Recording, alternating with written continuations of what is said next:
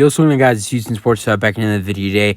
And today, the Cincinnati Bengals beat the Los Angeles Rams in the Super Bowl rematch in the second game of a doubleheader on ESPN Monday Night Football. The Bengals win the Super Bowl rematch 19-16. This is a game that the Bengals needed to win. Joe Burrow played. He was healthy. Apparently, it's been reported that after this game, Joe Burrow had no injury setbacks, so that's a very good sign for the Cincinnati Bengals. And Burrow, this is their first win of the season. They're 1-2 now, and that's a great win for the Cincinnati Bengals and Joe Burrow. I mean, you look at the scoreboard, and if you didn't watch the game, it's 19-16. It looks like Joe Burrow and the Bengals on offense struggled again. I get it. If you look at it like that, it definitely looks like maybe they struggled again. They had to kick for 5 field goals. They really struggled putting in the end zone today. They had one good touchdown drive where Joe Mixon had a 14-yard touchdown run. But to me, in my opinion, watching this game today, this Bengals offense looked better. And I think one of the bigger reasons why they found themselves having trouble putting into the end zone sometimes was because of the team they were playing, the defense they were playing, and playing the Los Angeles Rams. So I thought Joe Burrow and Joe Mixon both had a great game. Jamar Chase was fantastic. They finally needed him to have an answer and have a good game, and same thing goes for Joe Mixon. And Joe Burrow looked not perfect, but looked better today. Matthew Stafford, who looked great in the first 2 games, I'm not going to say he looked terrible today, but he did not look like he looked in the first 2 games. He got ate up. He got sacked, I think 6 or 7 times in this ball game. Threw 2 interceptions and was terrible in the red zone.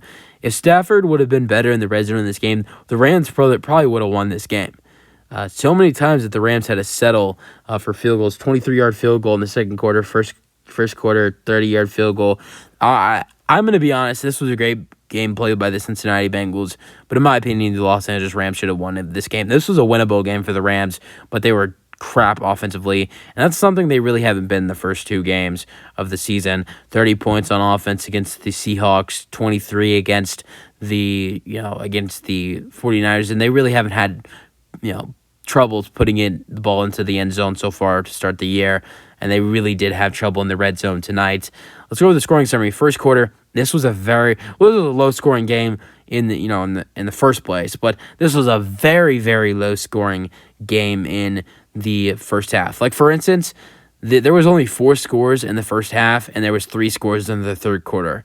There was 5 scores in the second half. There was 4 in the first, but this was a very low score. And all the scores in the first. The thing that is different is all the scores in the first quarter were. All the scores in the first half were field goals. Compared to in the third quarter, there were 2. Compared to the second half, there was 2 touchdowns. So here you go.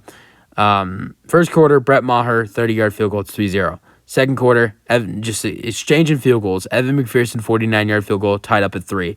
Then Brett Maher makes a 23-yard field goal at 6-3.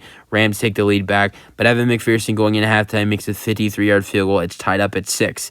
Third quarter, now we're just keep exchanging those field goals. Third quarter, Brett Maher and the Rams take the lead back with a field goal. It's 9-6.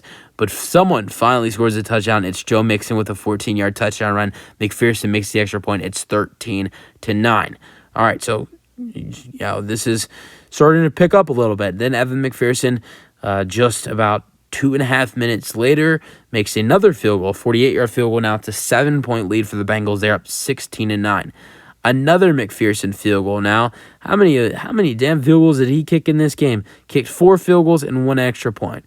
If you had Evan McPherson in fantasy, that means Evan McPherson had a pretty good day in fantasy, having 13 points in fantasy. So it's 19-9 with the 54-yard field goal by Evan McPherson. Then, with 1 minute and 3 seconds left, Matthew Stafford throws a 1-yard touchdown pass to Tutu Atwell. Brett Maher makes the extra point. It's 19-16. If you had either one of the Rams or Bengals kickers in this game, you have to be happy. The Rams kicker, Brett Maher, scored 10 points in fantasy. The Bengals kicker, Evan McPherson, scored 13. All right, game leaders. Stafford threw 18 for 33, 269 passing yards, 1 passing touchdown. Joe Burrow. Stafford also threw 2 interceptions. Joe Burrow threw 26 for 49. So that's he threw 23 incompletions, 259 passing yards, and 1 interception. someone who had a great start to the season with the first 2 games. Wasn't terrible. His carries went a little bit down, though. 10 carries and 38 yards for Kyron Williams.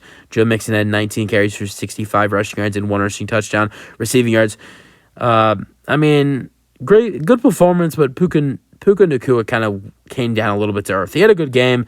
He had a big catch at the end of the game. He had a 37-yard reception, on the last drive for the Rams. But, going into the last couple minutes of the fourth quarter, he only had 4 receptions for 35 receiving yards. And how did I know all this? Because I have him in fantasy, and I was depending on Puka Nacua to give me the win, but he unfortunately wasn't. If he would have been able to get to the end zone on that play where he catches the ball, I think he caught the ball, ultimately landed on the 3 or 4 yard line. He would have scored a touchdown on that play. I probably would have won in fantasy. So that really tore me apart.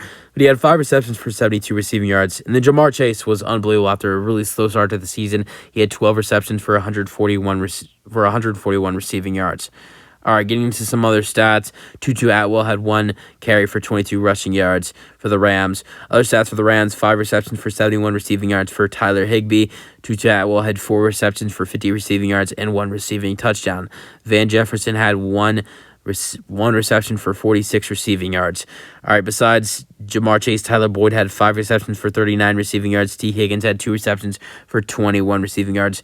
No fumbles in this ballgame. Leader in tackles was Ernest Jones with a total of 9 tackles and 1 tackle for loss. 6 sacks for the Cincinnati Bengals. Just went crazy.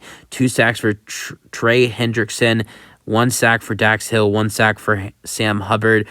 The other sacks went to DJ Reader and BJ Hill. 7 tackles for loss for the Bengals.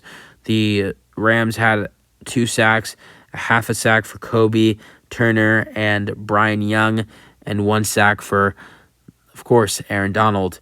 And they had 4 tackles for loss. Interceptions. 3 interceptions in this ball game. The 2 interceptions that Matthew Stafford threw the ball to, his favorite wide receiver, Logan Wilson. I believe Logan Wilson is a linebacker, and he had the 2 interceptions for the Cincinnati Bengals today. And then for the Rams, their interception was Aikilo Witherspoon with an interception for the Rams. So that was really it for this game. Let me know your thoughts on the game as the Bengals win in the Super Bowl rematch. It was a close game. I mean, the outcome in the Super Bowl in 2022, the Rams won by 3. Now the Bengals win by 3. I think the final score in that game, the Rams won 23-20, and now the Bengals win 19-16. So a little bit of a close score. Similar score as last time. Use them your thoughts on the game for the Cincinnati Bengals. That's the video. Hope you guys enjoyed, and peace out.